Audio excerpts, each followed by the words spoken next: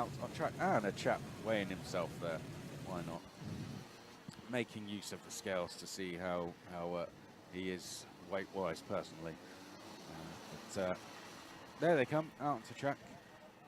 The two-stroke drivers. I think no, we had I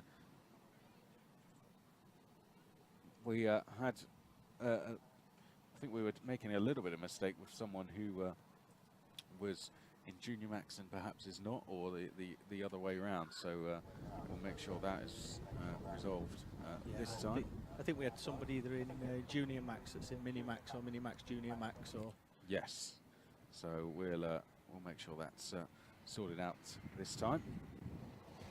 yeah. So I don't think you'll get a grid this time up on the screen because of how quickly these guys are going to get going. But Scott Lowther and Andy Ambrose, that's your front row so far. Max Prentice in the red suit there, he's on the second row with Andy Powell. Daniel Kell and Alfie Lindsay, that's your third row. Matthew McClure, Jay Smith, Hugh Cole, Ben Ficini, and we are underway. Green flag flies for the second heat, and it's the number 3, I think it's Andy Ambrose has taken the lead early. I think it's the 35, well 3, but it's 35 on the screen. That's Andy Ambrose in the lead. Prentice is into second. I think there was a delay on the start, and they were unsure whether the green flag was going, but we are underway. And I think the your leader off the line, Lowther, has dropped quite far back. I think he could be down to 5th. Yeah, well, Andy Ambrose, as you said, is already pulling away. Now, what I can tell you is the change that we do need to amend is Jay Smith is not in the junior class. He's in the Mini-Max class, and he is the sole Mini-Max driver, and he's got the yellow background and white numbers. And there he is. You can see the yellow background and black numbers, sorry.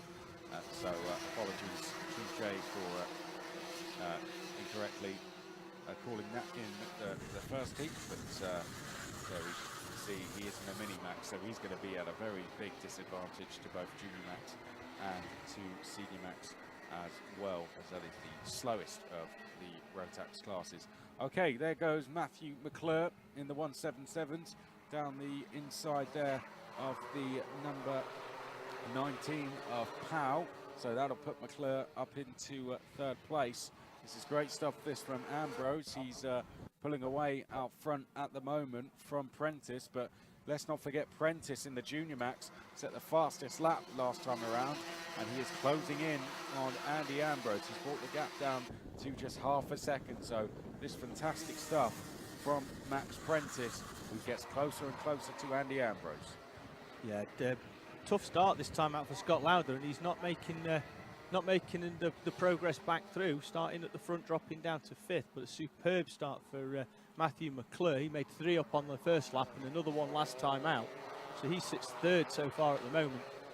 But Andy Ambrose, like we said, as long as he can keep all 4 wheels on it, which he said is his minimum requirement, is well out at the front of this one. Fastest lap that time around, 43.02.092 for Ambrose. He leads the way from Prentice with somebody off in the background there. Now, is that Alfie Lindsay, I wonder? Yes, it is. So Alfie Lindsay, who was 2nd in the Junior Max class, is that contact, or has he just made a mistake, I wonder there? Be a rare pace to make a mistake like that, but Alfie Lindsay, unfortunately, he's back running, running. Yeah, but so that's good to see. Bit of time on the grass. But unfortunately, he's going to be way off the back of the field. And he's not. He's moved. He's been going, but he has lost a wheel. He moved slightly. Ah, he's lost a wheel. Right.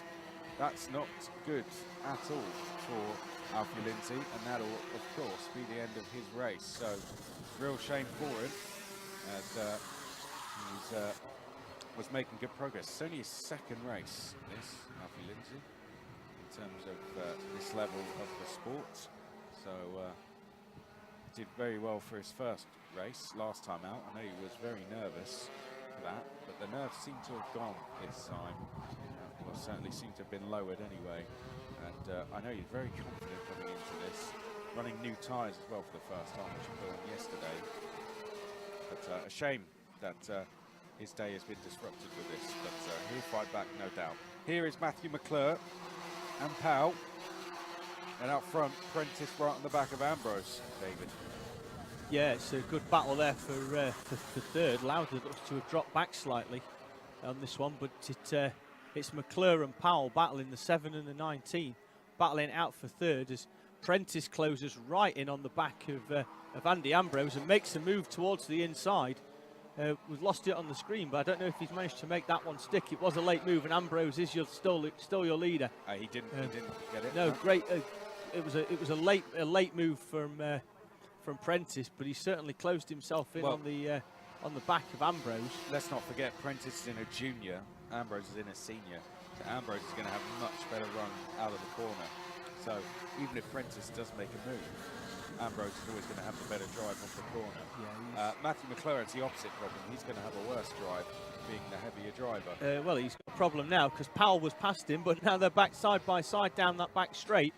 Powell made a move on McClure, but McClure's managed to cut back on the way out. He'll cut back down the inside unless Powell makes another one, but it's still McClure for third. But this is an enthralling battle with 4 to go. They're nose to tail and they're sort of swapping places as side by side. Again, a bit of extra curb there by Powell, trying to gain a few more tenths on the back of McClure. He took the unpainted concrete on the inside there. There's a little strip of it and it's not smooth. No, I think we clearly saw that there. So I'll just give it a go. Let's see what it's like. Yep, not good. Right, let's go back to this one. Because Prentice is going to dive down the inside as he of Ambrose. Ambrose came across to cover that off. And Prentice is going to have another go at it. Dives down the inside of Ambrose. Ambrose gives him the space. Now Prentice is going to take a wide line through the left-hander. And, and a back marker, and they've both gone. Ambrose out. Prentice also spins as well. And here comes Matthew McClure to take the race lead. So, well, we're going to have to get a replay of that. McClure now into the lead. Powell into second place. We've got a mechanical flag for Prentice. So Prentice is out the race. So here we go. Coming out of the corner, Ambrose caught out by the back marker. He comes across and Prentice was there. Front wheel to rear wheel contact and the pair of them have gone. So now this is our battle for the lead between McClure and Powell. Yeah, Prentice is in and he's currently holding his back bumper. So that's the mechanical for that. That's him in and that's his race done. They'll be connecting that back up with 2 to go. But the battle for what was an enthralling battle for third is now an enthralling battle for first. I was going to say, Ambrose sat there on the tyres. He's head in hands. He's one of the unluckiest drivers I've ever met. I think even in practice, one of his wheels come off.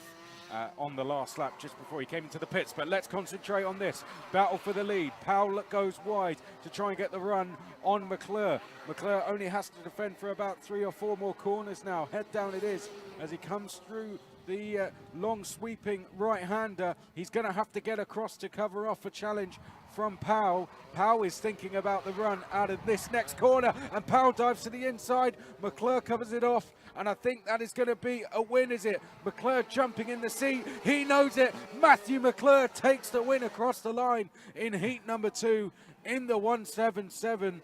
Well, what a fantastic drive from Matthew McClure. Takes the race win under pressure from Powell all the way to the flag. But Powell gave it everything. Not quite able to beat McClure on this occasion. Superb win for McClure. I think he's very happy with that as well, with the reaction as he came over the line. Wonderful sportsmanship as they shake hands as they go down the back straight. I was going to say as well, one thing we did not talk about Scott Lauder at all, really.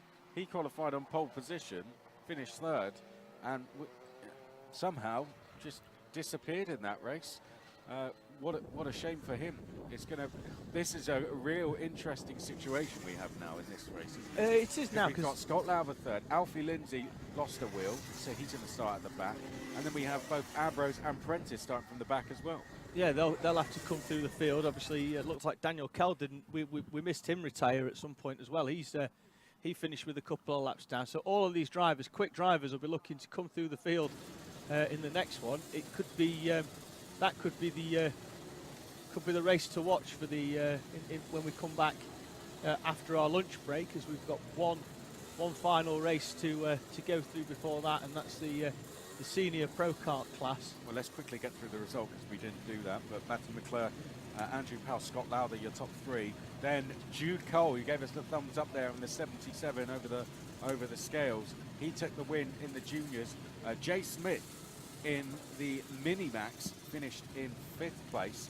What a result that is in a Mini-Max, which we're racing against some senior drivers. Ben Fachini, good recovery for him considering he didn't actually finish the first heat. Prentice had to retire from the race, as did Ambrose. We don't know what happened to Daniel Kell, but he retired from the race. And we saw Alfie Lindsay lose a wheel earlier on lap number 4. Well, I hope you're enjoying the coverage so far.